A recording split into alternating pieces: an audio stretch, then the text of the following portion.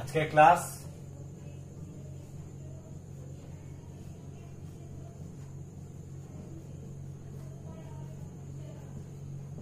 অস্থি সন্ধি। ঠিক আছে, আজকে ক্লাস হচ্ছে অস্থি সন্ধি, পেজ 122। তোমরা প্রত্যেকে আজকে অস্থি সন্ধি সম্বন্ধে আমরা আজকে ক্লাস করব।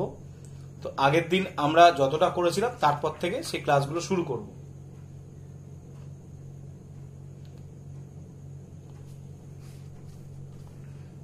দেখো তোমরা প্রত্যেকে জয়েন করছো, জয়েন করো, তারপরে আমি আমার ক্লাস করবো। আচ্ছা, আগের দিন আমরা আশা করি যে ক্লাসগুলো করেছি সেই ক্লাসগুলো সম্পর্কে তোমাদের আশা করি সমস্যা হয়নি, একটা ধারণা দাঁড়িয়েছে।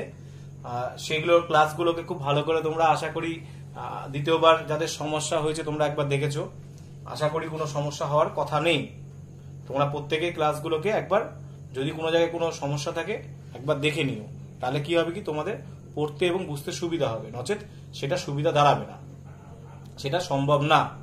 ঠিক আছে, তো দেখো আজকের যে ক্লাসটা আমরা করব সেটা হচ্ছে 122 পেজ থেকে একদম শেষ পর্যন্ত আমরা আজকে করব। এটা করলে আমাদের মানুষের শরীর চ্যাপ্টারটা কমপ্লিট হয়ে যাবে। এবং শুধু অস্থিসন্ধি পড়বো বলে তা না, তার সঙ্গে আমরা পড়বো হচ্ছে পেশি, তার সঙ্গে আমরা পুরো পেশি, এই পেশি চ্যাপ্টারটা আমরা পুরোপুরি পড়ে ফেলবো। তো দেখো আমাদের প্রত্যেকে আমরা আগের দিন তোমরা কেউ কোশ্চেন করেছিলে স্যার মানুষের যে ছোট অবস্থায় অস্থি থাকে সেখানে আমি বলেছিলাম প্রায়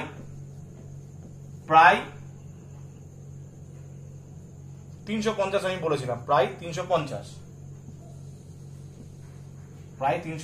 থেকে 300টি মতো থাকে। ঠিক আছে, কোনো কোনো জায়গায় দেখবা। এবার এটা পরবর্তীকালে মানে আমাদের পূর্ণবয়স্ক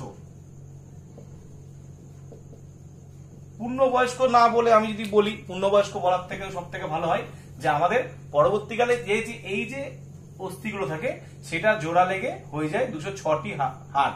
দেখো হাড় বা অস্থি আমাদের কেন হয়, কারণ ছোটগুলো যখন এই 300 অবস্থায় থাকে তখন কি হয় কি এগুলো আমাদের জোড়া লাগতে শুরু করে, তার জন্য আমাদের হাড়ের পরিমাণটা কমে যায়, সেটা চলে আসে 206টিতে। তো এটা আমাদের মাথায় রাখতে হবে, এটা না মাথায় রাখলে আমাদের পক্ষে সেটা সম্ভব না। তো তোমাদের দেখো প্রত্যেকেই যদি বলি যে আমরা দেখো প্রত্যেকেই মানে খুব সহজভাবে যদি যাই, প্রত্যেকটাই যদি আমরা ভালো করে যদি এই চ্যাপ্টারগুলোটাকে যদি পড়তে যাই, দেখো এই চ্যাপ্টারটা তো খুব বিশাল বড় চ্যাপ্টার, ছোট চ্যাপ্টার না। ঠিক আছে, ছোট চ্যাপ্টার না। তো আমরা বলতে পারি আমাদের যে মানুষের যে অন্তঃকঙ্কাল থাকে সেটাই নিয়ে তো প্রত্যেকটা অস্থি যুক্ত হয়, এবং এই অস্থি কঙ্কালগুলো শিশুদের পরিণত হওয়ার পর সেটা যখন একটা মানুষ রূপে যখন আসে তখন সেটা চলে আসে 206টা অস্থির সংখ্যা। ঠিক আছে, তার থেকে কমে না। তো এগুলো কেন, কারণটা কি? কারণ এই যে তোমাদের যে কারণটা তোমরা জানতে যে স্যার এই 206টা কেন আসে, এই কারণটা কি? কারণটা হচ্ছে যে দেখো প্রথমেই যদি বলি শিশুদের বয়স প্রাপ্তির সঙ্গে সঙ্গে ছোট ছোট কিছু অস্থি পরস্পরের সঙ্গে যুক্ত হয়ে বড় অস্থি গঠন করে, তাই পরিণত দেহে অস্থির সংখ্যা কমে যায়। একজন পরিণত মানুষের দেহে অস্থির সংখ্যা হচ্ছে 206টি। তার মানে এই যে সংখ্যাগুলো ছিল এই সংখ্যাটার পরিমাণটা কমে গিয়ে এই সংখ্যায় পরিণত হয়েছে। এটা তাহলে আমরা খুব সহজে আমরা বুঝে নিতে পারছি এবং পেরে যাব। তো দেখো এর পরের জায়গাটা যদি আমরা যদি বলি, এর পরের জায়গাটা খুব সহজভাবে যদি আমরা যদি খুব সহজ মানে কঠিন ভাব না, একদম পুরোপুরি সহজভাবে যদি যাই, সেখানে দেখো একটি মানুষের ছবি তোমরা দেখতে পাবা। ঠিক আছে, তোমরা ছবি দেখতে পাবা, সেই ছবিটাকে যদি তোমরা লক্ষ্য করো, সেই ছবিতে যদি খুব ভালো করে যদি আমরা লক্ষ্য করি তাহলে সেই ছবি অনুযায়ী আমাদের এখানে প্রতিটা অংশ যুক্ত আছে, প্রত্যেকটা অংশ যুক্ত আছে। ঠিক আছে, সেই অংশগুলো আমি তোমাদেরকে পাঠিয়ে দেবো, সেটা তোমরা করে নিবা। এখানে কি কি থাকতে পারে সেটা আমরা বলে দিচ্ছি, তাহলে তোমাদের বুঝতে সুবিধা হবে। দেখো প্রথমেই যদি চলে আসি, 1 নম্বর হচ্ছে পেলভিক গার্ডেল। আমি শুধু জাস্ট লিখছি, তোমরা ক্লাসে জয়েন করছো আমি দেখতে পাচ্ছি, আমি জাস্ট লিখে রাখছি। লিখে রাখলে কি হবে তোমাদের সুবিধা হবে। এই পেলভিক গার্ডেলকে আমরা বাংলায় কি বলি? বাংলায় বলি, দেখো তোমাদের হয়তো অনেকে দেখতে অসুবিধা হচ্ছে, আমি একটু তোমরা দেখো লাইটিং এর তো আমার কিছু করার নেই, ছবি একটু সমস্যা হবে। আগের দিন তোমরা বলছিলে, শুনতে পাচ্ছিলে, আমি ক্লাসের দিকে অতটা নজর দিয়েছি এদিকে বলে তোমাদেরকে আমি কিছু বলিনি। তারপরে 2 নাম্বার যদি চলে আসি, 2 নাম্বার হচ্ছে কি? 2 নাম্বার আমাদের হচ্ছে হিন্স সন্ধি।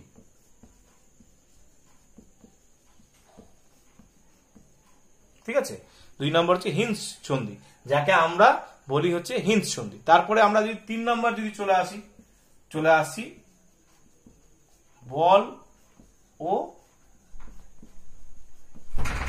সকেট সন্ধি। ঠিক আছে, বল ও সকেট সন্ধি। তারপর যদি আমরা চলে আসি 4 নম্বর সেখানে 4 নম্বর চলে আসছি। দেখো এইখানে যে সন্ধিগুলো আছে এই সন্ধিগুলো কিন্তু তোমরা বইয়ে পাবা না, এগুলো কিন্তু বইয়ে নেই। ঠিক আছে, এই সন্ধিগুলো তোমরা কিন্তু বইয়ে পাবা না। তাহলে আমরা এরপরে যদি চলে আসি হচ্ছে বলতে পারি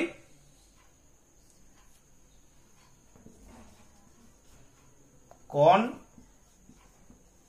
এই উচ্চারণটা কিন্তু সঠিকভাবে করতে হবে, কনডাইলয়েড। এটাকে আরেকটা নামে আমরা চিনি ইলিপসয়েড।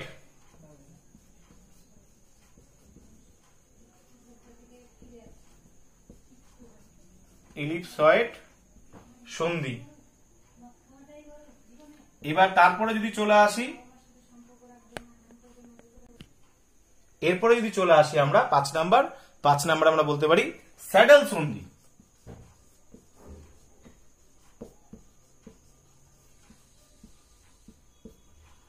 যাক, তোমরা প্রত্যেকে যুক্ত হচ্ছ, আমি এবার পড়ানো আমার মেন শুরু করব। এটা হচ্ছে সন্ধি সম্বন্ধে আমরা আজকে পড়বো, মানে অস্থি সন্ধি সম্বন্ধে আমরা আজকে পড়বো। দেখো প্রথমেই আমরা কিছু সন্ধির নাম লিখলাম। ঠিক আছে, তো এখানে দেখো প্রথমে আমরা লিখলাম যে পেলভিক গার্ডেল, তাকে আমরা কি বললাম, শনি চক্র বললাম। তাহলে শনি চক্র আমরা যদি ছবিতে যাই আমরা খুব সহজে পেয়ে যাব। আরেকটি আমার এখানে বাদ পড়ে গেছে দেখছি, সেটা হচ্ছে পিভট সন্ধি।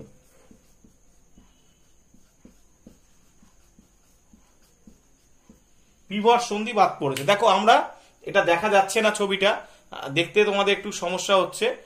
দেখো পিভট সন্ধি। ঠিক আছে, এবার তোমরা আশা করি পুরোটাই তোমরা দেখতে পাচ্ছ। তো দেখো প্রথমে যদি যাই, আমাদের কতগুলো অস্থি যুক্ত হয়ে আমাদের এই অস্থিগুলোর ওপর কিন্তু নির্ভর, এগুলো প্রত্যেকটাই হচ্ছে আমাদের, যদি আমরা খুব সহজে যদি যাই, এগুলো হচ্ছে বেশিরভাগটাই হচ্ছে সচল সন্ধি। সচল সন্ধি আমরা খুব সহজে বলতে পারি। ঠিক আছে, সব সহজে আমরা বলতে পারি সচল সন্ধি। তার মধ্যে অচল সন্ধিও অবশ্যই আছে, সেটা পরে আসছি। তো দেখো এখানে আমাদের যদি প্রত্যেকটা জায়গায় আমরা চলে যাই, ঠিক আছে, তো এখানে আমরা প্রত্যেকটা পরপর যদি সন্ধিগুলো বলি, তাহলে এই সন্ধিগুলো হচ্ছে সন্ধি আমরা আগের দিন জেনেছিলাম যে 2 বা ততোধিক অস্থির সংযোগস্থলে কে বলছে হচ্ছে অস্থি সন্ধি। 2 বা ততোধিক অস্থির সংযোগ স্থলকে বলে অস্থি সন্ধি। তাহলে এই অস্থি সন্ধিগুলো কার সঙ্গে যুক্ত থাকে, একটা সরু দড়ির মতো বন্ধনী দ্বারা যুক্ত থাকে, তাকে আমরা কি বলি, লিগামেন্ট। এবং এই দুটো অস্থি সন্ধির মাঝে একটি তরল থাকে, সেটা হচ্ছে সাইনোভিয়াল তরল, যা আমাদের সচল অস্থি সন্ধিগুলি মানে গমনে সাহায্য করে। এই যে হিন্স সন্ধি যে আমি লিখেছি, এই হিন্স সন্ধিকে আরেকটা নামও চেনা যায়, সেটা হচ্ছে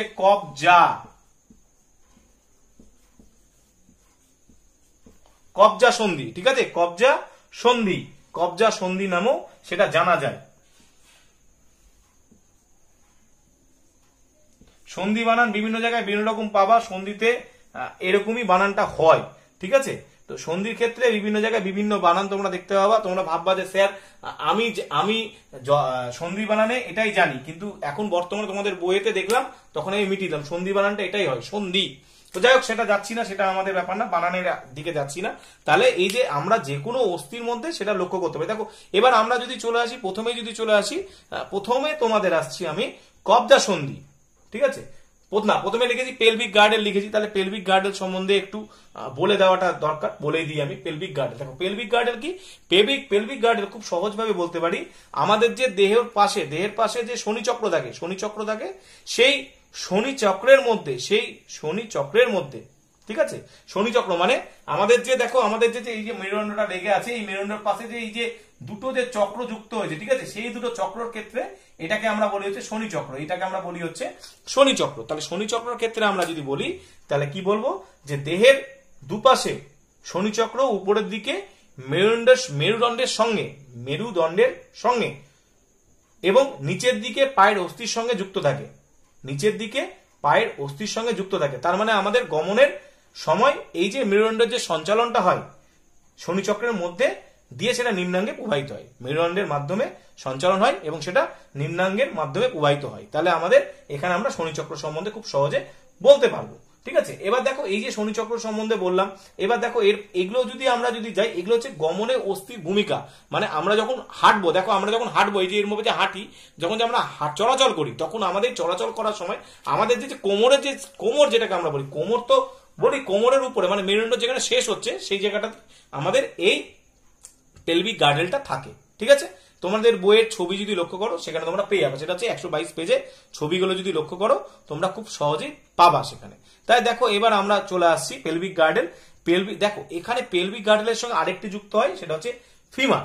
ঠিক আছে, সেটা হচ্ছে ফিমার, আমাদের সব থেকে দীর্ঘ অস্থি, দুই পাশে উরুতে দেখা যায় বা উরুতে অবস্থান করে। ঠিক আছে, উরুতে অবস্থান করে। এখানে আমাকে দুটো কথা মাথায় রাখতে হবে। এই অস্থির ঊর্ধ্বপ্রান্তে গোলাকার অংশ শনিচক্রের কোটরের সঙ্গে যুক্ত থাকে এবং নিম্ন প্রান্তে টিবিয়া ও ফিবিউলা অস্থির সঙ্গে যুক্ত থাকে। সংযুক্ত পেশি সংকোচন এবং প্রসারণ ঘটলেই অস্থির সঞ্চালন হয়। ঠিক আছে, আবার বলছি যে আমরা ফিমার সম্বন্ধে আমরা কি বললাম। ফিমার হচ্ছে আমাদের দীর্ঘ অস্থি, এই অস্থিটা থাকে হচ্ছে উরুতে, দুই দিকেই থাকে। এই অস্থির ঊর্ধ্বপ্রান্তে গোলাকার অংশ শনিচক্রের কোটরের সঙ্গে যুক্ত থাকে এবং নিম্নপ্রান্ত টিবিয়া এবং ফিবিউলা অস্থির সঙ্গে যুক্ত থাকে। সংযুক্ত পেশির সংকোচন ও প্রসারণ ঘটিয়ে এই অস্থির চলন আমাদের সাহায্য করে। দেখো এখানে আমি ফিবিউলা বললাম, তাহলে আমরা বলতে পারি যে আমাদের যে অস্থিদ্বয় থাকে সেই অস্থিদ্বয়ের দুটো পায়ের মধ্যে জঙ্ঘায় অবস্থান করে। ঊর্ধ্বপ্রান্ত যেটা থাকে তার সঙ্গে ফিমারের জানুসন্ধি, যেটাকে আমরা নি বলি। ঠিক আছে, মানে আমরা জঙ্ঘা বললাম সেটাকে আমরা বলি হচ্ছে লেগ, লেগ, আর আমরা যেটাকে জানুসন্ধি বললাম সেটাকে বললাম নি। তাহলে কি এই ইংলিশ টার্মগুলো তোমাদের যদি জানা হয় তাহলে তোমরা খুব সহজে সেটা করতে পারবা। তাহলে নি, এই লেগ এবং নির এই দুটোর মধ্যে তাদের চলনে গুরুত্বপূর্ণ ভূমিকা পালন করে। এবং আমরা আরেকটা জিনিস বলতে পারি, এর সঙ্গে আমাদের পাটাও তো যুক্ত থাকে, পাটা আমাদের গমনে সাহায্য করছে। যাই হোক, এবার আমরা অস্থি সম্বন্ধে এটার ক্ষেত্রে আমরা বললাম তো পেলভিক গার্ডেল যদি যাই, আমাদের পেলভিক গার্ডেল তার মধ্যে পড়ছে। দেখো অস্থি সন্ধির বিচলনের ক্ষেত্রে বলতে গেলে দেখো এখানে দেখো কিছু কথা লেখা আছে, বলছে যখন আমাদের মস্তিষ্ক থেকে নির্দেশ আসে তা স্নায়ুপথ দিয়ে মাংসপেশিতে পৌঁছায়। স্নায়ুপথ মানে হচ্ছে আমাদের ইংলিশ টার্ম বলি নার্ভ। পৌঁছানো মতো নির্দিষ্ট মাংসপেশি সংকুচিত হয়ে ছোট হলে অস্থিসন্ধির প্রতিবেশী অস্থিগুলি যে কোনো দিক সঞ্চালিত হয়। সামনের দিকে আমরা হেঁটে যাই, পিছনের দিকে আমরা হেঁটে আসি, পাশের দিকে যাই, কখনো আমরা মুখ ঘুরিয়ে পিছন দিকে দেখার চেষ্টা করি, এরকম ভাবে এই যে মোচড়গুলো হচ্ছে এগুলো হচ্ছে অস্থিসন্ধির বিচলন। এখানে ছবি কিছু দেওয়া আছে, সেই ছবিগুলোই তোমাদের রাখতে হবে, অন্য কিছু আঁকার দরকার নেই। ঠিক আছে, আমি এখানে এগুলো মিটিয়ে দিব, না মিটালে তো আমি করতে পারবো না। তো আমি এই উপরের পোর্শনটা মিটিয়ে দিচ্ছি, তাহলে আমার করতে সুবিধা হবে। কারণ এই ছবিগুলোর অনুযায়ী যদি আমরা পড়ি তাহলে আমাদের পড়তে সুবিধা হবে। দেখো প্রথমেই আমরা যদি যাই, প্রথমে আমি হিন্দ সন্ধি আছে। হিন্দ সন্ধি মানে হচ্ছে ধরো যে এরকম একটা অংশ। ঠিক আছে, খুব ভালো করে লক্ষ্য করো, এই যে অংশ, ঠিক আছে, এই যে অংশ আছে এর মাঝখানে এইভাবে একই ঘটনা ঘটছে, এই যে ঘটছে এই ঘটনা। ঠিক আছে, এই যে বিচলনটা যে ক্ষেত্রে ঘটতে যাচ্ছে, এই যে ঘটছে, এই যে জিনিসটা ঘটছে, ঠিক আছে, এই যে জিনিসটা, এই জিনিসটার মধ্যে যদি আমরা লক্ষ্য করি, এইখান থেকে এই জিনিসটাকে আমরা বলতে পারি, এটাকে আমরা বলি হিন্দ সন্ধি। ঠিক আছে, এটাকে আমরা বলি হিন্দ সন্ধি। হিন্দ সন্ধি কি? হিন্দ সন্ধি হচ্ছে মানে আমি বাংলায় কি লিখেছি, কবজা। মানে এই যে কবজা, মানে দেখবে বাড়িতে দরজা থাকে, দরজাকে তুমি যদি ঠেলো, দেখো কথাটা তাই লিখছে, বলছে দরজা বা জানলা কবজার মতো এরকমের সন্ধি থাকে আমাদের হাঁটুতে বা কোনোই। তাহলে কোথায় থাকে? হাঁটু এবং কোনোই। বলছে এখানে যে কোনো একটা প্রতিবেশী অস্থির, যেমন পায়ের ফিমারের সাপেক্ষে হাঁটুর নিচের দিকে দুটি লম্বা অস্থি, একটা যে জঙ্ঘাস্থি যেটা টিবিয়া এবং ফিবুলা ইংরেজিতে আমরা জানি, এবং অনুজঙ্ঘাস্থি কেবলমাত্র পিছনের দিকে ভাঁজ হতে পারে, সামনে নয়। মানে এই যে দেখো, আমি যদি এটাকে টেনে নিয়ে আসি, এই যে আসছে, আমি যদি এটাকে টেনে নিয়ে কিন্তু আমার ভেঙে যাবে। তো সেটাই বলছে, তেমন কোনোতে হাত ভাঁজ করা যায় কেবল সামনের দিকে, পিছন দিকে নেই। দেখো আমি এই যে আসছি সামনের দিকে, দেখো সামনের দিকে করছি, ঠিক আছে, সামনের দিকে, পিছনের দিকে কিন্তু করতে পারছি না। তাহলে এটা হচ্ছে হিন্দ সন্ধি। হিন্দ সন্ধি তাহলে আমি যদি খুব শর্টে যদি বলি, হাঁটু কোনোই, দেখো আমার আঙ্গুলগুলো দেখো, আমি যে আনছি এই আঙ্গুলটাকে দেখো আমি নিয়ে যেতে পারছি, পারবো না। তাহলে হাঁটু কোনোই আঙ্গুল এইসব অবস্থানে এই কবজার মতো দেখা যায়, কবজা মতো বলছে, তাই ওনাকে কবজা সন্ধি বা হিন্দ সন্ধি বলছে। ঠিক আছে, এইরকম অস্থিসন্ধিগুলো সবসময় একটা নির্দিষ্ট দিকে সঞ্চালিত করে, কখনো বিপরীত দিকে সঞ্চালন হবে না, কখনোই বিপরীত দিকে সঞ্চালন হবে না। যে মানে সোজা কথায় যে সামনের দিকে নির্দিষ্ট যে জায়গাটা যে দিকে সঞ্চালিত হবে সেদিকেই যাবে, বিপরীত দিকে সঞ্চালিত হতে গেলে সেটা ভেঙে যাবে বা নষ্ট হয়ে যাবে। চলে গেল আমাদের হিঁসচন্দি হয়ে গেল, হিঁসচন্দি মিটিয়ে দিচ্ছি, যেটা যেটা হয়ে যাবে আমি আস্তে আস্তে মিটিয়ে দিব। তারপরে দেখো চলে আসছি আমরা হিঁসচন্দির পরে আমরা চলে আসছি বল ও সকেট সন্ধি। দেখো বল ও সকেট সন্ধি যদি বলি, একটা যদি এরকম ভাবে যদি আমি আঁকি, ঠিক আছে, এই যে আঁকলাম, এই আঁকার পর এই যে আঁকলাম, ঠিক আছে, এটা খুব একটা ভালো আঁকেনি, আমি মোটামুটি আঁকার চেষ্টা করলাম। এই যে এখানে যে যাচ্ছে এই ছকের উপর তোমার পুরোটা নির্ভর করছে। দেখো বল এবং সকেট বলছি, বল এবং সকেট। বল এবং সকেট বলতে গেলে আমরা কি বুঝাতে পারি? বল এবং সকেট বলতে গেলে খুব সহজভাবে যদি যাই, খুব সহজভাবে যদি যাই, তাহলে আমরা এখানে বলতে পারি বল সকেটের গল্পটা কি। বল সকেটের ক্ষেত্রে এখানে এই জায়গাটাতে খুব সহজে বলতে পারি, দেখো বই লেখা আছে এই ধরনের অস্থিসন্ধি দেখা যায় কাঁধে এবং কোমরে। কাঁধ মানে এই যে এই জায়গাটা, এবং কোমর আমি দেখাতে পারছি না, আমি কাঁধটা দেখাতে পারলাম, ঠিক আছে। এই যে কাঁধ বলছে কোমরের অস্থিসন্ধি পায়ের উপরের হাড় বা ফিমার উপরের দিকটা একটি গোলক বা বলের মতো। মানে সোজা কথায় দেখো, যদি আমরা যদি খুব সহজে যদি যাই, খুব সহজ বলতে গেলে আমাদের ছবির অনুযায়ী যদি যাই, এই যে এই জায়গাটা কি হয় কি, এই যে এরকম ভাবে জিনিসটা আছে, ঠিক আছে, মানে সোজা কথায় কোনো একটা অংশের সঙ্গে ঠিক এরকম ভাবে যুক্ত আছে, ঠিক আছে, এরকম ভাবে এই যে যুক্ত আছে, এটাকে দেখো মানে সোজা কথায় বল মানে একটা বলের সঙ্গে এরকম ভাবে কিছু যুক্ত আছে। এই যে বল এবং সকেট সন্ধির ক্ষেত্রে কথাটা বলছে, এটা এখানে বলছে, ঠিক আছে, বল এবং সকেট সন্ধির ক্ষেত্রে কথাটা বলছে। এই যে বল এবং সকেট সন্ধি, তো এটা কি, এটা হচ্ছে যে উপরের দিকটা একটা গোলক বা বলের মতো, সেই অংশটা শনি চক্রে, শনি চক্র ইংলিশ হচ্ছে পেলভিক গার্ডেন, যেটা আমি একটু আগে বললাম, আমাদের কোমরের কথা বললাম, সেই পেলভিক গার্ডেনের মতনই। মানে সোজা কথায় যে কি বলছে, দুপাশে গাছের কোটনের মতো অংশে ঢুকে থাকে, ফলে কোমর থেকে পায়ের বিচলন সামনে পিছনে ডানে বায়ে সব দিকেই হয়। এমনকি মানে সোজা কথায় যে তুমি যেদিকে দেখো, এই যে আমি যে ঘুরতে চাইছি, দেখো যেদিকে ঘুরতে চাইবো সেদিকেই আমি ঘুরতে পারবো। তার মানে সোজা কথায় এটা কার কার সঙ্গে যুক্ত থাকে, এটা যুক্ত থাকে কার কার সঙ্গে, সেটা মাথায় রাখতে হবে। এটা দুটোর সঙ্গে থাকে যুক্ত। এটাকে আরেকটা নামও আমরা চিনি, সেটা হচ্ছে এটাকে আমরা বলি বল সকেট সন্ধিকে বলি স্কন্দ।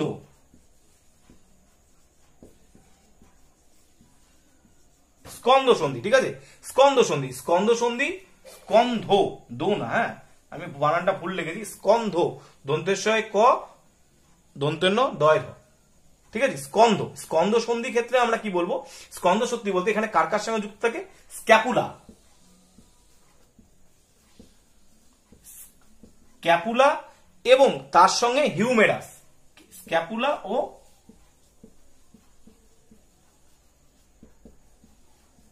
হিউমেরাস, ঠিক আছে, হিউমেরাস, স্ক্যাপুলা এবং হিউমেরাস। তাহলে আমরা বলতে পারি যে স্ক্যাপুলার সঙ্গে হিউমেরাসের যখন সংযোগস্থল হয় তখন তাকে আমরা স্কন্দ সন্ধি বলি।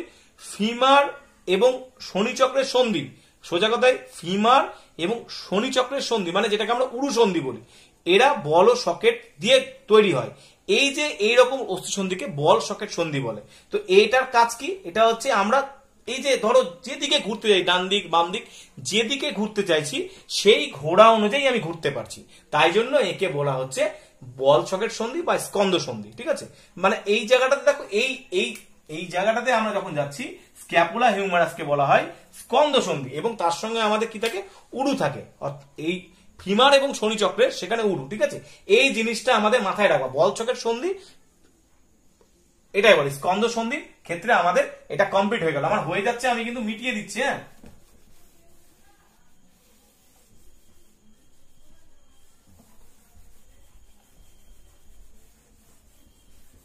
এবার দেখো এর পরে আমরা চলে আসছি কি, কন্ডাইল বা ইলিপসয়েড। দেখো কন্ডাইল যদি আমরা যদি যাই, এখানে দেখো এই কন্ডাইলটা কোনটা, কন্ডাইলটা হচ্ছে খুব সহজে যদি বলি, এটার ক্ষেত্রে তোমাদেরকে আমি দেখাতে পারবো না, কারণ এটার দেখানোটা সম্ভব না। এটা এই প্রকার সন্ধি হচ্ছে অস্থির ডিম্বাকার প্রান্ত, যার সঙ্গে অন্য একটা অস্থি উপবৃত্তাকার রূপে যুক্ত থাকে, ঠিক আছে, উপবৃত্তাকার রূপে যুক্ত থাকে, উপবৃত্তাকার রূপে সেটা যুক্ত থাকে, সেটা হচ্ছে মেটাকার্পেল এবং ফ্যালেঞ্জেসের সন্ধি, মেটাকার্পেল এবং ফ্যালেঞ্জেস।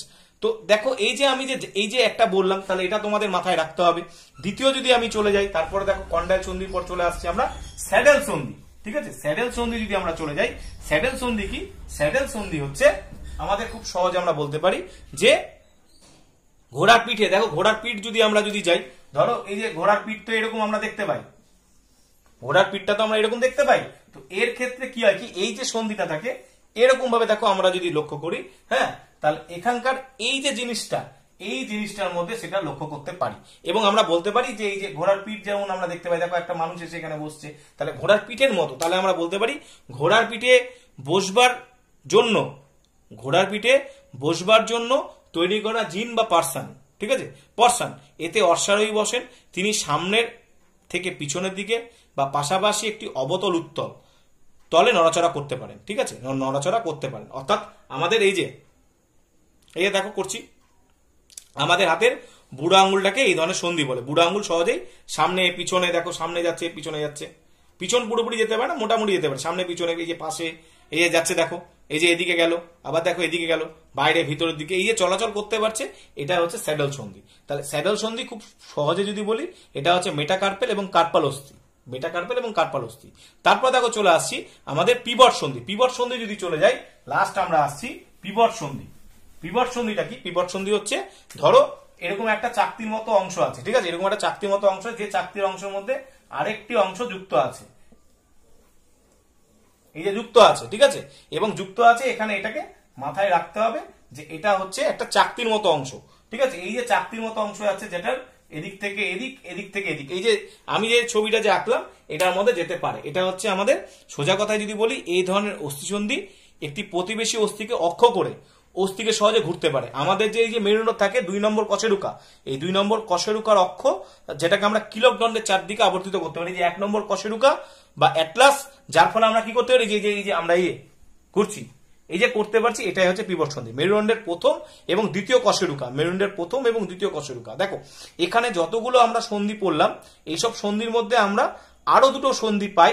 তো তার মধ্যে একটি সন্ধি হচ্ছে কৌণিক অস্থিসন্ধি বা অ্যাঙ্গুলার জয়েন্ট। হাতের যে কবজি থাকে, হাতের যে কবজি গোড়ালির যে সন্ধি, সেটা কি হয় কি, এর কাজ কি, এর কাজ হচ্ছে সোজা কথায় যে হাতের কবজি পায়ের গোড়ালি, এই যে আমরা কি করছি, এই যে যাচ্ছি, এই যে যেতে পারছি, কৌণিক, ঠিক আছে, সেটা কৌণিক অস্থিসন্ধি বলছি। এবার লাস্ট আরেকটি আছে সমতল সন্ধি, সেটা হচ্ছে যে এই প্রকার সন্ধিগুলো বেশিরভাগই আমাদের চ্যাপ্টা ধরনের হয়, ঠিক আছে। সামনের দিকে আমরা বলতে পারি সামান্য অবতল, আর অপর দিকটা উত্তল হয়, মানে হাতের যে কার্পাল অস্থিগুলো থাকে সেটাই হচ্ছে এই অস্থি সন্ধি। এগুলো তোমাদের সিলেবাসে নেই, কিন্তু আমাদের জানা দরকার, যখন এটা পড়তে হবে তখন এখানে আমাদের জানতে হবে, না জানলে সেটা আমরা করতে পারবো না। তো দেখো এখানে আমরা যদি যাই, বল সকেট সন্ধি কোথায় আছে, বল সকেট সন্ধি আছে হচ্ছে কোন কোন হাড় নিয়ে গঠিত হয়, সেটা হচ্ছে স্ক্যাপুলা এবং হিউমেরাস। এটা 360 ডিগ্রি সহজে ঘুরতে পারে, সম্পূর্ণ ঘুরতে পারে। আমরা কি করি, দেখো এই যে আমরা যখন ক্রিকেটে ব্যাট শট মারছি বা কোনো কিছু ছুটছি, সাঁতার কাটছি, এই যে যাচ্ছি, এই যে যাচ্ছি, এই যে যাচ্ছি, এই যে হাতের যে কাজটা হচ্ছে সেটাই কবজা সন্ধি।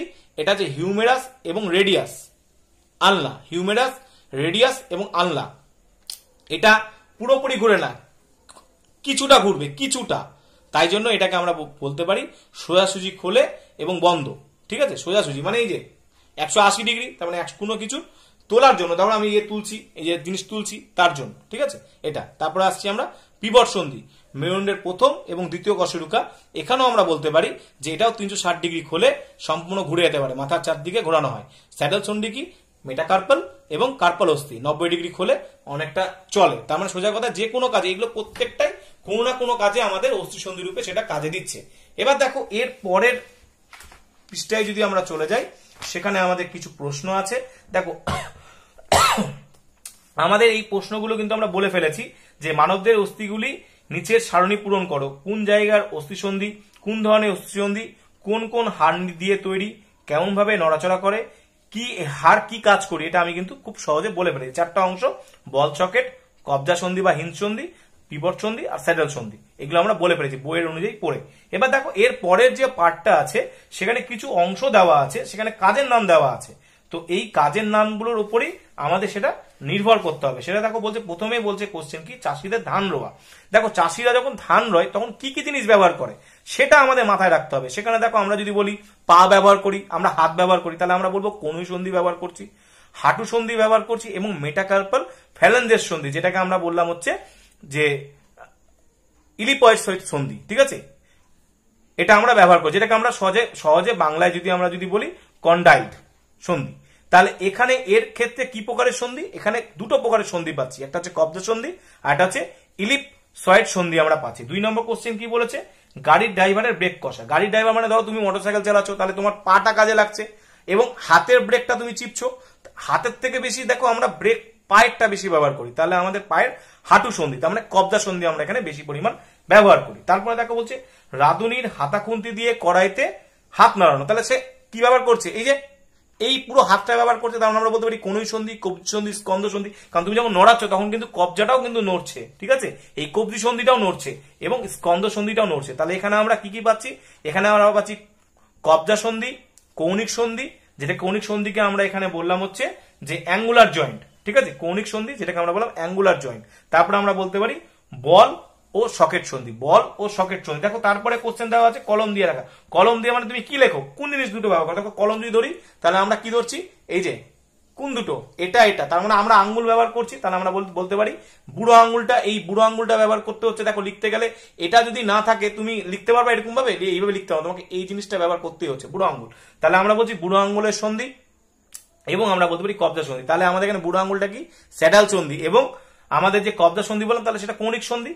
চলে আসছি, তারপরে আসছি কি ক্রিকেট খেলায় বল ছোড়া। ক্রিকেট খেলায় বল ছোড়া মানে তুমি বলটা এই তো এখান দিয়ে ছুটছো, তার মানে স্কন্দটাকে ব্যবহার করছো এবং শোল্ডার ব্যবহার করছো, তাহলে শোল্ডার সন্ধি। তাহলে আমরা বলতে পারি বল ও সকেট সন্ধি। তারপরে আমরা চলে আসছি যে কি আছে পাখির ঘাড় ঘোরানো, পাখি পাখি ঘোরাবে, অ্যাটলাস এবং যে অ্যাক্সিস সেই সন্ধিটা এখানে কাজে লাগে। তাহলে এখানে কি পিভট সন্ধি, মানে পিভট সন্ধি তার মানে সোজা কথায় আমাদের অ্যাটলাস মেরুদণ্ডের কথাটা আসছে, তাই জন্য এটা ব্যবহার হচ্ছে। তারপর লাস্ট আছে সাইকেল চালানো, সাইকেল চালাতে গেলেও কিন্তু আমাদের পা ব্যবহার করা হয়, তাহলে হাঁটু সন্ধি এবং কনুই সন্ধি, তার সঙ্গে পদতলের যে সন্ধি, মানে পাটা দিয়ে তুমি চালাচ্ছ, এই যে দুটো পা, এই যে দুটো পা চালাচ্ছি, এই যে চালাচ্ছি, এই যে চলছে, এই যে চলছে, এই চলার জন্য কি হচ্ছে এখানে যে হাঁটুটা দিয়ে, হাঁটুটা কি হচ্ছে, হাঁটু সন্ধিটা কাজ করছে, কনুই সন্ধি কাজ করছে এবং পদতলের সন্ধি কাজ করছে। তাহলে এখানে দুটো সন্ধির কাজ, একটা হচ্ছে কবজা সন্ধি আর একটা হচ্ছে ইলিপসয়েড সন্ধি। তার মানে এই যে পরপর যে সন্ধিগুলো আমরা পেলাম সেই সন্ধিগুলো আমরা মাথায় রাখবো, ঠিক আছে। তাহলে এখানে দেখো অস্থি সন্ধির সমস্যা আমি আগের দিন বলে ফেলেছি, আমি আর বলতে যাচ্ছি না, সেটা তোমরা ক্লাসটাকে দেখে নিবা, তাহলে তোমরা পেরে যাবে। এবার দেখো এর পরের পার্ট আমরা চলে আসছি, এর পরের পার্ট হচ্ছে খুব সহজ, পেশি সম্বন্ধে আমরা আসবো, অন্য কিছু না, পেশি, পেশি সম্বন্ধে আমরা পড়বো। মানে এই অস্থি সন্ধি সম্বন্ধে কিন্তু আমাদের মোটামুটি কমপ্লিট, আর অস্থি সন্ধি সম্বন্ধে কোনো কিছু পড়া নাই। এবার পড়া হচ্ছে পেশি। তাহলে পেশি সম্বন্ধে আমরা পড়তে যাব, ঠিক আছে। 2 মিনিট ব্রেক দিচ্ছি, 2 মিনিট পরে আমি আবার শুরু করবো পেশিটাকে নিয়ে, কারণ পেশিটা গুরুত্বপূর্ণ অংশ। এই পেশি না পুরোপুরি জানলে তোমরা কোনোটাই কিছু করতে পারবে না, পেশি সম্বন্ধে একটু জানতে হবে, কারণ পেশির উপরই পুরো পরের পার্টটুকুনটা নির্ভর, পরের যে দুটো পেজ আছে সেটা পেশির উপরই সম্পূর্ণভাবে নির্ভরশীল। আমি একটু জল খাবো, প্রায় অনেকক্ষণ ধরে কথা বলে যাচ্ছি। তোমরা অনেকেই প্রশ্ন করছো, প্রশ্ন দেখতে পাচ্ছি, কিন্তু সেটার উত্তর দিচ্ছি না একটাই কারণে, যে আমি তোমাদের গ্রুপটা খুলেছি, তোমরা যুক্ত হয়েছো, একদিন তোমাদেরকে সেখানে সেই গ্রুপে কোশ্চেন বলার সুযোগ দিব, তোমরা প্রত্যেকে কোশ্চেন বলবে এবং তার আমি উত্তর দিব এবং তোমাদের পরীক্ষা নিব। তোমরা রেডি হও, তোমাদের এই চ্যাপ্টার মোটামুটি কমপ্লিট। এছাড়াও আমি আরো যেটুকুনটা বাকি আছে সেইটুকুনটা দুটোটা আমি আমার মতো করে নিয়ে নেবো, সেগুলো পড়িয়ে দেবো, তোমাদের চিন্তার কোনো কারণ নেই। এরপরে ক্লাসগুলো প্রতিদিনই হয়তো প্রায় থাকবে, তো সেই অনুযায়ী ক্লাসগুলো তোমাদের অল্প বিস্তর করে করতে হবে, না করলে সেটা কমপ্লিট হবে না, সেটা তোমাদের প্রত্যেককেই করতে হবে, করার উপর পুরোটাই নির্ভরশীল, ঠিক আছে, করার উপর পুরোটাই নির্ভরশীল।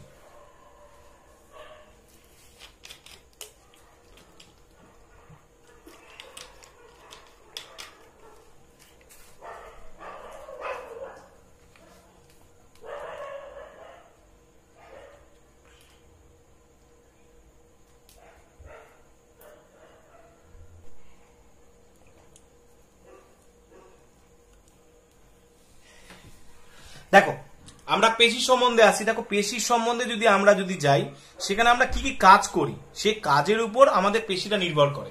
দেখো পেশি যদি যাই, পেশি হচ্ছে মাসেলস, মাসেলস মানেই হচ্ছে আমাদের দেহে অসংখ্য পেশি আছে, প্রত্যেকটা পেশি কিন্তু কোনো না কোনো ভাবে কাজ করে। প্রথমেই যদি যাই, পেশিকে 2 ভাগে ভাগ করব, ঠিক আছে, পেশিকে আমরা যদি যাই, পেশিকে আমরা 2 ভাগে ভাগ করব। 1 নম্বর পেশি হচ্ছে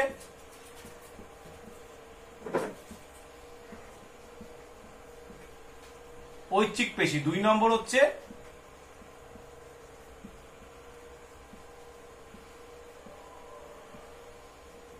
অনৈচ্ছিক পেশি, ঐচ্ছিক পেশি এবং অনৈচ্ছিক পেশি, এই যে দুটো পার্ট আমরা দাগালাম এখানে, তাহলে এই দুটো ঐচ্ছিক পেশি হচ্ছে যেটাকে আমরা খুব সহজে ইচ্ছা অনুযায়ী সংকোচন করতে পারি, ঠিক আছে, খুব সহজে আমরা সংকোচন করানোর জন্য ব্যবহার করতে পারি। মানে সোজা কথায় যে এই পেশির যে অস্থিগুলো থাকে অঙ্গ প্রত্যঙ্গ সঞ্চালনে মুখ্য ভূমিকা পালন করে এই ঐচ্ছিক পেশি। আর অনৈচ্ছিক পেশি কি, যে আমি ইচ্ছা অনুযায়ী সেটাকে ব্যবহার করতে পারবো না, সংকোচন করতে পারবো না, ঠিক আছে, সেটাই এখানে মেন আসছি। তো এখানে দেখো এই যে ঐচ্ছিক পেশি অনৈচ্ছিক পেশির ক্ষেত্রে যে আমরা যাচ্ছি, এইগুলো প্রত্যেকটাই আমাদের কি হয় কি, আমাদের চলন গমনে সাহায্য করে, চলন গমনে সাহায্য করে। এবং মাথায় রাখবে যে এই যে আমরা যে পেশির ক্ষেত্রে বলছি, আমরা কন্ডরা বা টেন্ডনের শব্দটা শুনেছি, সেটাকে আমি আরেকবার বলছি। সেখানে কি আছে, সেখানে হচ্ছে অস্থি সংলগ্ন পেশিগুলো কন্ডরা বা টেন্ডনের সাহায্যে অস্থি প্রান্তের সঙ্গে যুক্ত থাকে। এটা খুব সহজে মাথায় রাখবে। এখানে আরো ধরো প্রচুর পার্ট আছে, আমি এত পার্টে আমি যাব না, জাস্ট আমি বলবো যে আমাদের গমনে সাহায্য করে পেশি সংকোচন যদি সঠিকভাবে যদি না হয় আমাদের কাজ হবে না। কোনো জিনিস টানার জন্য, কোনো জিনিস কাজ করার জন্য সেখানে কিন্তু আমাদের পেশিটা অনেক নির্ভরশীল। দেখো এখানে একটি ছবি দেওয়া আছে, তো এখানে দেখো ছবিতে বলছে যে তোমার বন্ধুকে তার বাঁ হাতটা পুরো ঝুলিয়ে দাঁড়াতে বলো, কোনোই থেকে হাতটা ভাঁজ করো, কোনোই থেকে মানে এটিকে এই ভাঁজ করার কথা বলছে এখানকার, বলছে এবার তীর চিহ্ন দিয়ে এই যে হাতটা ফুলছে সেটাকে তোমার দেখতে বলছে। তো দেখো বলছে যে পেশিটা টিপে দেখো কেমন মনে হচ্ছে। দেখো পেশিটা যদি আমি এখানে দেখি, যদি আমি হাতটা শক্ত করি তাহলে একটু শক্ত হবে। বলছে এবার বন্ধুকে বলো ধীরে ধীরে কোনোটা ভাঁজ করতে, ভাঁজ করলো। এবার এই সময়টা পেশিটা অনুভব করো, প্রত্যেকটা অংশ যদি আমি অনুভব করে দেখবো, খুব সহজে যদি হাত দিয়ে অনুভব করি তাহলে আমরা লক্ষ্য করব যে এবং সেটা কিন্তু হাত দিয়ে তো অনুভব করছি এবং চোখ দিয়ে দেখবো, অনুভব করে বলবো বা পাবো সেখানে পেশিটা লম্বায় ছোট হচ্ছে না বড় হচ্ছে এবং সেটা মোটা না চওড়া হচ্ছে, সেটাই আমরা এখানে কিন্তু খুব সহজে আমরা কিন্তু দেখতে পাবো। দেখো আমরা এই যে সহজে পেশির ক্ষেত্রে যদি যাই, পেশির ক্ষেত্রে প্রত্যেকটাই কোনো না কোনো ভাবে আমাদের ক্ষেত্রে সেটা নির্ভরশীল, ঠিক আছে, সেটা কোনো না কোনো ভাবে আমাদের নির্ভরশীলতা আছে। এই পেশির ক্ষেত্রে আমরা খুব সহজে সেটা কিন্তু বলতে পারবো। দেখো এই যে পেশির ক্ষেত্রে যে আমরা যাচ্ছি, পেশি আমাদের কি কাজে ব্যবহার হয় বা কি কাজে লাগে প্রত্যেকটাই কিন্তু গুরুত্বপূর্ণ। এখানে কিন্তু মাথায় তোমাদের বারবার করে বলছি, বারবার করে এটা কিন্তু তোমাদের যদি সমস্যা হয় ভিডিওগুলোকে বারবার করে দেখো, কারণ বলার পরে হয়তো তুমি ধরো শুনতে পেলে না, তোমার মাথাতে স্কিপ করে গেল, তাহলে কিন্তু সমস্যা। তোমাদের প্রত্যেককে আমি বলবো আমার যতগুলো ক্লাস হচ্ছে যদি কোনো জায়গায় না বুঝো দ্বিতীয় আরেকবার দেখো। তো আমাদের এই পেশির সঙ্গে কে কে যুক্ত করে, কি কি সম্পন্ন করে, সেটাই আমাদের এখানে কিন্তু গুরুত্বপূর্ণ জায়গা। তো দেখো তার আগে আমাদের জানতে হবে যে আমরা এখানে কি কি পেশি পাচ্ছি, সেটা যদি না জানি তাহলে আমরা পাবো না। এখানে আমরা যদি প্রথমেই যদি যাই, 1 নম্বর কি পেশি পাচ্ছি, 1 নম্বর পাচ্ছি কঙ্কাল পেশি। কারণ কেন বলছি, এগুলো জানার পরে পেশিটা আমাদের জানতে আরো সুবিধা হবে। 2 নম্বর হচ্ছে আন্তর্জন্তীয় পেশি, কারণ প্রত্যেকটা পেশির ওপর প্রত্যেকটা নির্ভরশীল।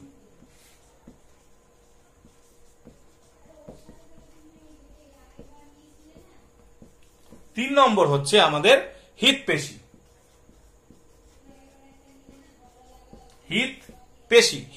ঠিক আছে, হিত পেশি। তো দেখো এখানে আমরা যদি আসি, প্রথমে আসি কঙ্কাল পেশি, দ্বিতীয় আসছে আন্তর্জন্তীয় পেশি, তৃতীয় আছে হিত পেশি। তো দেখো এখানে কঙ্কাল পেশি কোনটা, যেটা হাতের পেশিকে বলি সেকে আমরা কঙ্কাল পেশি বলি। আন্তর্জন্তীয় পেশি কি, পাকস্থলীর সঙ্গে যেটা যুক্ত থাকে তাকে আমরা পাকস্থলী পেশি বলি। হিত পেশি বলি মানে হৃৎপিণ্ডের সঙ্গে যেটা যুক্ত থাকবে। দেখো এখানে যদি আমরা খুব সহজে যদি যাই তাহলে হাতের পেশি কি কাজ করে, দেখো 126 পেজে যদি চলে আসি, 126 পেজে যদি চলে আসি, সেখানে যদি আমরা দেখতে যাই, দেখো সেখানে একটা ছক দেওয়া আছে, পেশির আকার দেওয়া আছে, কাজ করা পেশির দৈর্ঘ্য। বলছে কাজ করা পেশির দৈর্ঘ্য, দেখো যেটা দিয়ে আমি কাজ করছি, দেখো আমি যদি হাত দিয়ে কাজ করি বা হাত দিয়ে তো কাজ করি, অন্য কিছু তো কাজ করি না, সেখানে কাজ করা পেশির দৈর্ঘ্য। তাহলে বলছে যখন হাত তুলছো সেই সময় পেশি কাজ করে, অন্য পেশি বিশ্রাম করে, তাহলে সেখানে কি হবে, কমবে। আর যখন হাত নামাচ্ছি, মানে এই যে হাত তুলছি, এই যে তুললাম, তখন পেশির দৈর্ঘ্যটা, পেশির হাতে যখন তুলতে যাচ্ছি, ঠিক আছে, হাতে যখন নামাচ্ছি, এই যে নামাচ্ছি, হাত তোলা মানে এটা হাত তোলা, হাত নামাচ্ছি, তাহলে হাত নামাতে কি হবে, পেশিটা সেখানে কি হবে, বাড়বে। কাজ করা পেশির প্রস্থ, সেটা প্রথমে যদি বলি যখন হাত তুলছি তখন বাড়ছে, আর যখন হাত নামাচ্ছি তখনও কিন্তু আমাদের ক্ষেত্রে কি হবে, বাড়বে। এবার কাজ করা পেশির ক্ষেত্রে যদি যাই, কাঠিন্য সেখানে বাড়বে, হাত তুলতে গেলে বাড়বে, আর হাত নামাতে গেলে সেটা কমবে। তাহলে এই যে প্রত্যেকটা পেশির উপর নির্ভর, এই নির্ভরগুলো আমাদের সেখানে মাথায় রাখতে হবে। দেখো বলছে কোনটাকে মাঝামাঝি ভাঁজ করে কোণের মাঝখানে হাত দাও, দুপাশে আঙুল দিয়ে ধরো। দেখো পেশিকে, দেখো আমি যদি দেখি যে যাই, আমি সেখানে কিন্তু পেশিটা খুব সহজে বুঝতে পারবো। এই যে দেখো আমি হাত দিলে যদি এই জায়গাগুলো হাত দিই, এই জায়গাগুলো হাত দিই, এই জায়গাগুলো যদি হাত দিই, তাহলে আমরা বুঝতে পারবো। দেখো আমরা পেশির ক্ষেত্রে বাইসেপস, ট্রাইসেপস আমরা পাচ্ছি, সেগুলো কিন্তু এর মধ্যে পড়ে। ঠিক আছে, পেশি অনেকগুলো ভাগ আছে। দেখো এখানে যে আমি এখানে যে আমি খুব সহজে যে বললাম যে চলনে গমনে সাহায্য করার জন্য আরো কিছু পেশি আছে, ফ্লেক্সর পেশি 1 নম্বর, 2 নম্বর বলতে পারি এক্সটেনসর পেশি, 3 নম্বর বলতে পারি অ্যাডাক্টর পেশি, 4 নম্বর অ্যাবডাক্টর পেশি। এই পেশিগুলো এখানে হেল্প করে, এই পেশিগুলোর উপর নির্ভর করেই কিন্তু আমাদের এই অংশগুলো চলে। তো এটা তোমাদের সিলেবাসের মধ্যে নেই বলে অতটা ক্লিয়ারলি আমি যাচ্ছি না। এবার দেখো বলছে এই দড়ির মতো অংশটি হলো পেশিবন্ধনী বা টেন্ডন, যেটা দেখো একটু আগে আমি অস্থি সংলগ্ন পেশিগুলো কন্ডরা বা টেন্ডনের সঙ্গে যুক্ত থেকে অস্থি প্রান্তের সঙ্গে যুক্ত থাকে, যেটা আমি একটু আগেই বললাম, সেটাই এখানে বলছে সেটাই হচ্ছে পেশিবন্ধনী বা টেন্ডন। এটি পেশির সঙ্গে হাড়কে যুক্ত করে, পেশি এটা দিয়েই হাড়কে টেনে তুলে। তাহলে দেখো এই যে হাত বা ঘাড়ে বা পায়ে প্রত্যেকটা পেশির ক্ষেত্রে আমরা দেখতে পাই। দেখো প্রথমটা যদি যাই সেটা হচ্ছে হাতের পেশি, দ্বিতীয়টা যদি যাই সেটা হচ্ছে পাকস্থলী পেশি, তৃতীয় হচ্ছে হৃৎপিণ্ডের পেশি। দেখো এখানে দেখো হাতের পেশি সবসময় কি কাজ করে? যে কোনো কাজের সময় আমরা যদি হাতের পেশিটাকে আমরা ব্যবহার করতে পারি। কখন কাজ করে? যখন আমাদের কোনো কাজ করার দরকার পড়ছে, ইচ্ছা মতো কোনো পেশি কাজ করতে যাই তখনই। তার মানে এখানে যে হাতের পেশি বলছি তাহলে সেটা হচ্ছে ঐচ্ছিক পেশি, যাকে আমি ইচ্ছাকৃত যখন খুশি ইচ্ছা মতো সেটাকে আমি ব্যবহার করতে পারি। তারপরে দেখো আমরা আসছি পাকস্থলীর পেশি। পাকস্থলীর পেশি কখন? দেখো পাকস্থলী কি কাজে লাগে? যখন কোনো আমরা খাদ্যদ্রব্যে কিছু গ্রহণ করলাম, পাকস্থলী যখন কাজ করছে তার মানে খাদ্য পরিপাকের সময় কাজ করছে। বেশিরভাগ ক্ষেত্রে গেলে বলতে পারি সব সময় কাজ করে, হ্যাঁ সব সময়তে কাজ করে, কারণ আমরা যে খাবারটা খাচ্ছি সেটা তো হজমের ক্ষেত্রে পাকস্থলী তার কার্যকারিতা নির্ভর করে, তাহলে সব সময় সেটা কাজ করছে। তাহলে এটা কিন্তু যদি বলি যে তোমার ইচ্ছা মতো করানো যাবে, আমি এটাকে কিন্তু আমার ইচ্ছা মতো কাজ করাতে পারবো না, এর নিজে থেকেই সে কাজটা করছে, তাই এখানে এটাকে আমরা অনৈচ্ছিক পেশি বলবো, সে নিজে কোনো মতেই সে কাজটা করছে না। নেক্সট আমরা আসছি হৃৎপিণ্ডের পেশি। এটা কিন্তু দেখো হৃৎপিণ্ড কি আমাদের সবসময় চলছে, তাহলে এটাও কিন্তু আমাদের সবসময় কাজ করছে, সব সময়তে কাজ করছে। একে আমরা কখনো ইচ্ছাকৃত হবে এই চল তোকে আমি কাজ করাবো পারবো না, এগুলো সব হচ্ছে অনৈচ্ছিক পেশি। দেখো এখানে সহজে যদি আমরা যাই যে আমরা যে এই যে পেশিগুলোর ক্ষেত্রে কথাটা বলছি যে ঐচ্ছিক পেশি অনৈচ্ছিক পেশি, তো এর মধ্যেও এটা নির্ভরশীল। এবং লাস্ট আমরা আরেকটা পেশি বলেছিলাম সেটা হচ্ছে হৃৎপিণ্ডের পেশিকে। দেখো হাতের পেশিকে আমরা কি বললাম? কঙ্কাল পেশি। আমরা পাকস্থলী পেশিকে কি বললাম? আন্তর্জন্তীয় পেশি। আন্তর্জন্ত বুক মানে হচ্ছে আমাদের যে বুক আর পেটের ভিতরের যে অঙ্গগুলো, এর ভিতরের কথাগুলো আমরা বলতে পারি। ঠিক আছে, আর হৃৎপেশির ক্ষেত্রে আমরা যাচ্ছি হৃৎপিণ্ডের পেশিকে আমরা বলছি হৃৎপেশি। তাহলে হৃৎপেশি এটাও আমাদের ক্ষেত্রে কার্যকারী। তাহলে এই যে প্রত্যেকটা পেশির ক্ষেত্রে যে আমরা কাজ পাচ্ছি, এই কাজগুলো কিন্তু আমাদের কিন্তু মাথায় রাখতে হবে, মাথা ছাড়া কোনো মতেই চলতে পারে না। দেখো এখানে এই যে এতগুলো যে অংশ বলছি, এখানে দুটো জিনিস মাথায় রেখো, যে ফ্লেক্সর পেশি হচ্ছে বাইসেপস আর এক্সটেনসর পেশি হচ্ছে ট্রাইসেপস। এবং আরেকটি কথা যদি আমরা যাই, একটি সচল অস্থি সন্ধি যদি উদাহরণ যাই, বল সকেট সন্ধি, যেটাকে আমরা উরু সন্ধি বলতে পারি। আর অচল সন্ধি যদি আমরা বলি, অচল অস্থি সন্ধি যদি বলি, তাহলে হচ্ছে আমাদের করোটি অস্থি সন্ধি, যেটা কোনো মতেই সচল না, স্থির। তারপরে আমরা আরো দুটো তিনটা কোশ্চেন পেতে পারি, সেটা হচ্ছে মানুষের দেহে সবচেয়ে বড় পেশি হচ্ছে সার্টোরিয়াস, আর সব থেকে বড় অস্থি হচ্ছে ফিমার।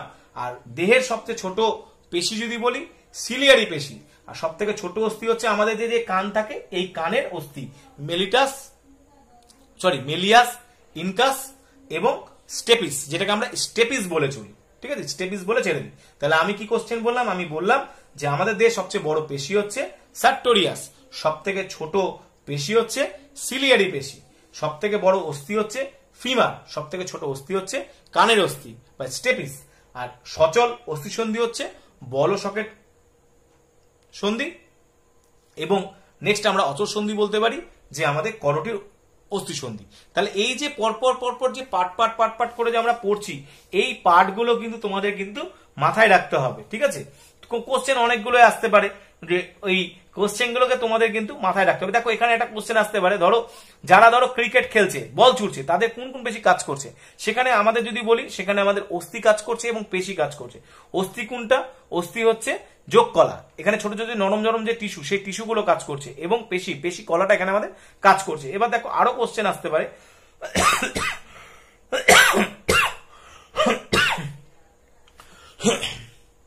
একটু জল খেতে হবে।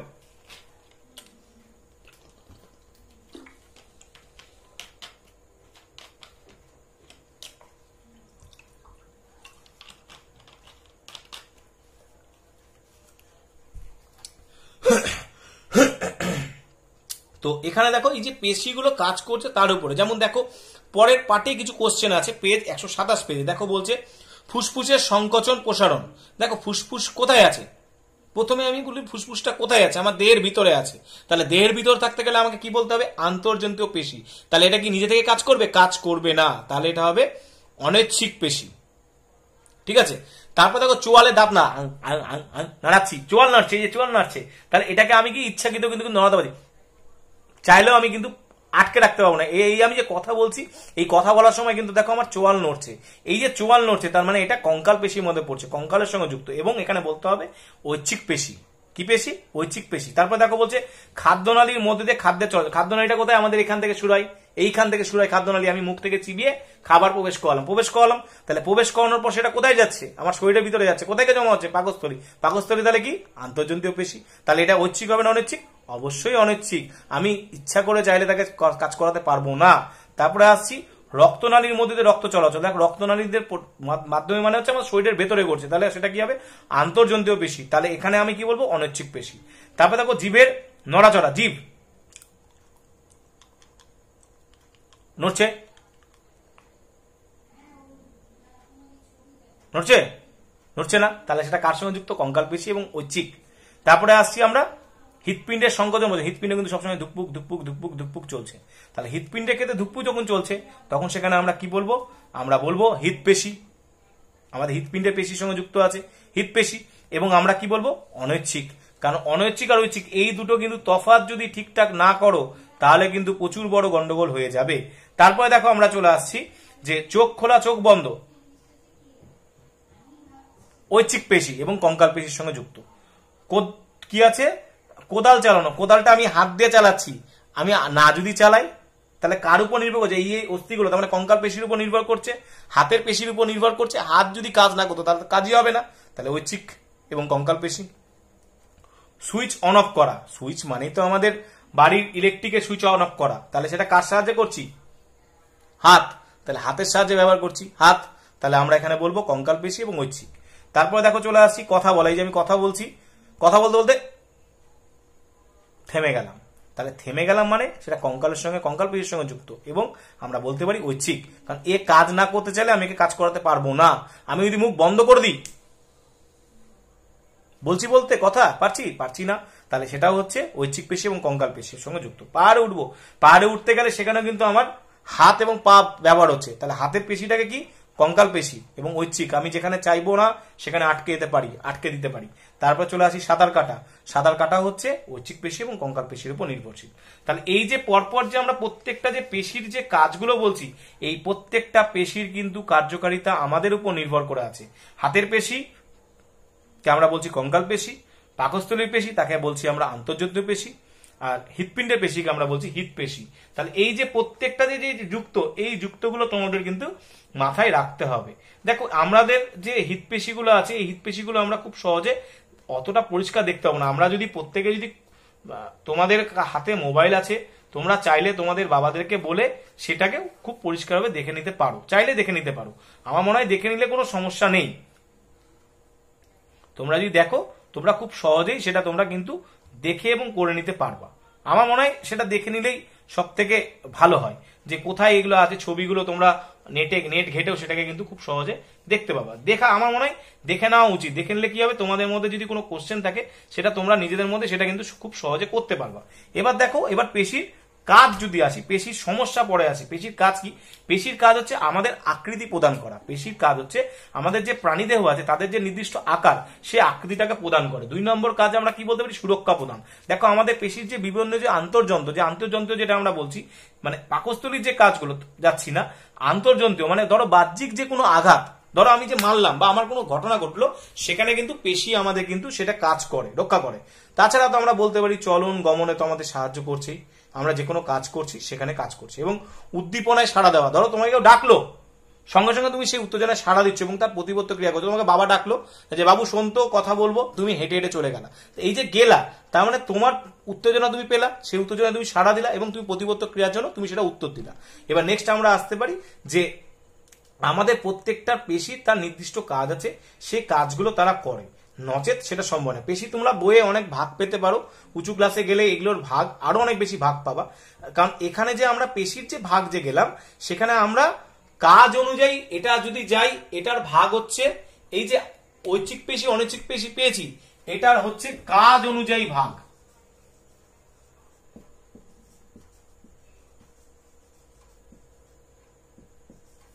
কাজ অনুযায়ী। আর এইটা যদি বলি, এই যে তিনটা কঙ্কাল, আন্তর্জাতিক, হৃৎপেশি, এটা হচ্ছে অবস্থান অনুযায়ী।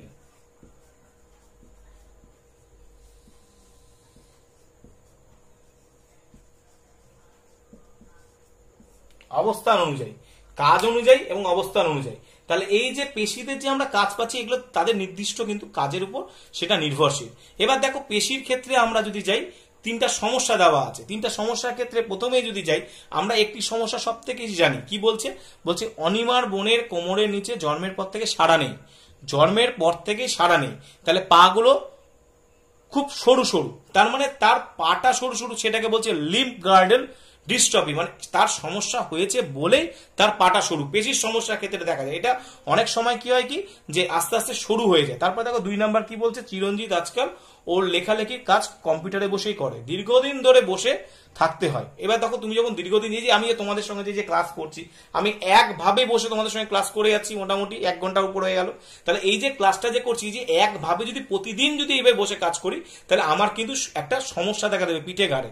এই পিঠের সমস্যাটা হচ্ছে যেটাকে আমরা বলি স্পন্ডিলাইটিস, মানে আমাদের যে এই যে কশেরুকাগুলো থাকে, এই কশেরুকাগুলোর মধ্যে সমস্যা তৈরি হয়ে যায়। তারপরে দেখো লাস্ট বলছি যে অসিত বাবুর ইদানিং চোখের পাতা নাড়াতে খুব কষ্ট হয়, চোখের পাতা নড়ে না।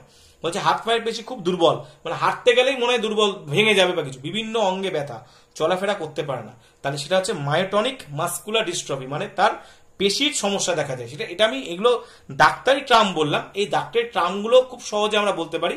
তো এগুলো দিয়ে তোমায় কাজ দিতে পারে যে স্পন্ডিলাইটিস কোথায় হতে পারে। স্পন্ডিলাইটিস সাধারণত আমাদের পিঠে এবং ঘাড়েই হয়, অন্য কোথাও কিন্তু আমাদের হয় না। দেখবে স্পন্ডিলাইটিস জন্য গলার মধ্যে দেখবে একটা অংশ আমরা পড়ে, অনেকে পড়ে থাকে, বয়স্ক লোক, তোমরা অনেক স্যারদেরকেও দেখতে পাও, তারা পড়ে থাকে। তাহলে সেই পড়ার উপর সেটা নির্ভরশীল। ঠিক আছে, এগুলো প্রত্যেকটাই আমরা কিন্তু প্রত্যেকেই পড়ে সেটা করি।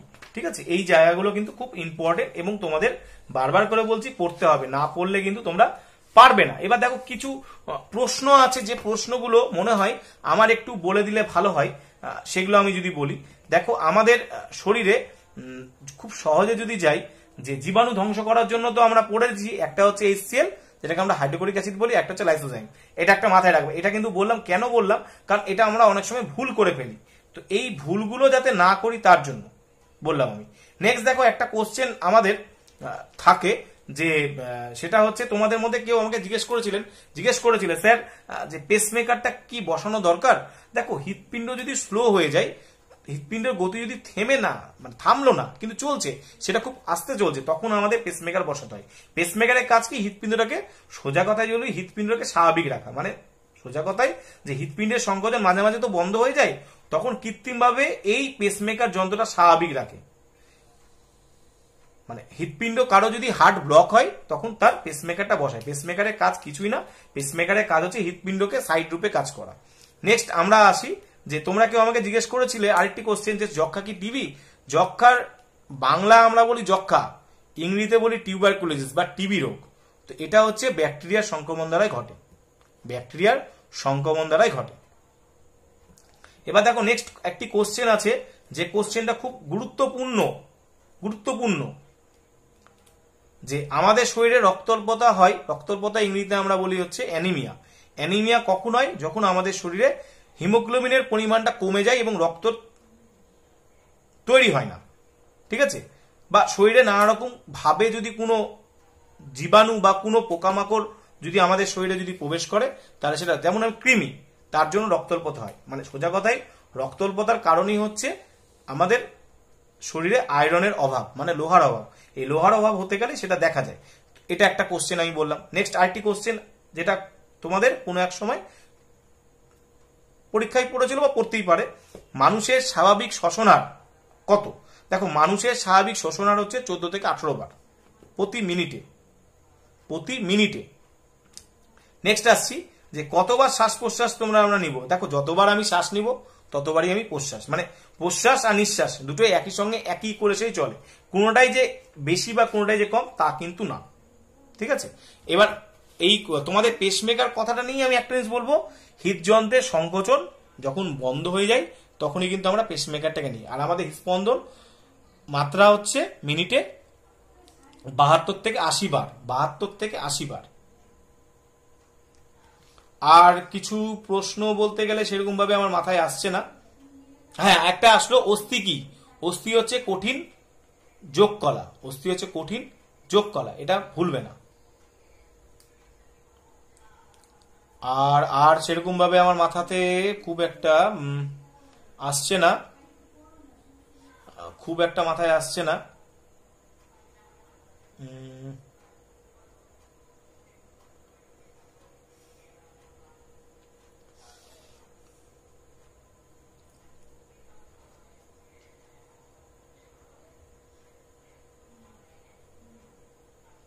হ্যাঁ, আমরা যে রক্তচাপ মাপি সেই রক্তচাপ মাপার জন্য আমরা স্পিগনো ম্যানোমিটার ব্যবহার করি, স্পিগনো ম্যানোমিটার। ঠিক আছে, আর আমাদের হৃৎপিণ্ডের সংকোচন আমরা কিভাবে বুঝবো? বুকের সামনের বাঁদিকে গেলে সেখানকার দ্বারাই আমরা কিন্তু সেটা বুঝতে পারবো। ঠিক আছে,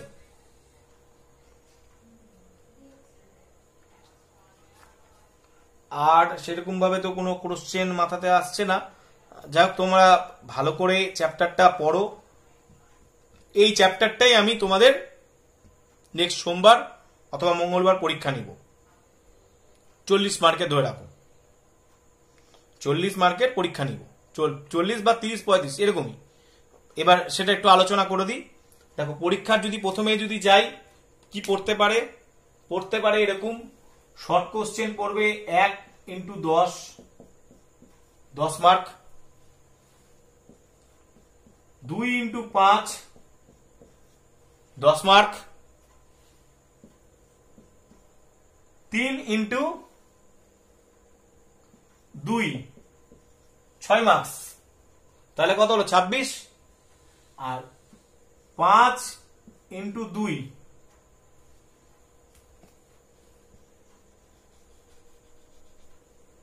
সেটা হচ্ছে 10 মার্কস।